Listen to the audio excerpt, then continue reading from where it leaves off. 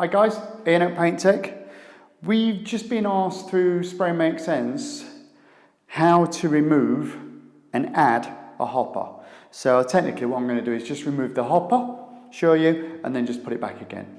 The same principle applies, the same coupling is exactly the same for the inlet tube. So what we'll do is, right, it's empty.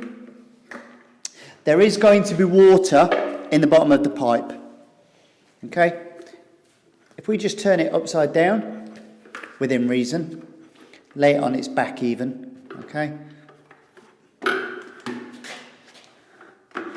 what you've got is the bottom of the wet end, and you've got this little coupling here. That coupling, just pull out of the way, okay, swing this round, okay, just put your foot there, and then just gently, watch, I'm going to get a very wet foot if I'm not careful. Okay, that's it. There's just 2 rubber seals. In fact, that one's broken on mine, so I will order a new one. Okay, get a new rubber seal in there, and then all you do is literally just gently, might be a little bit of force, push it up, okay, until it won't go anymore. There's a little ridge in there. This, as you can see, okay, has to be this way. So all you do is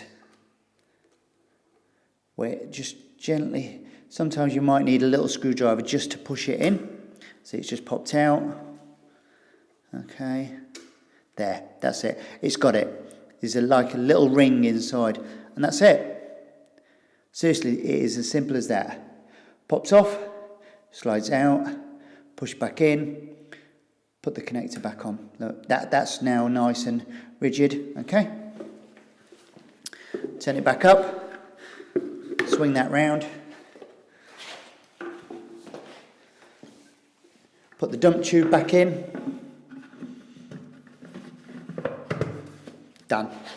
That was probably about 2 minutes. You don't have to undo anything, it just pulls off. Cool. Have yourselves a lovely day.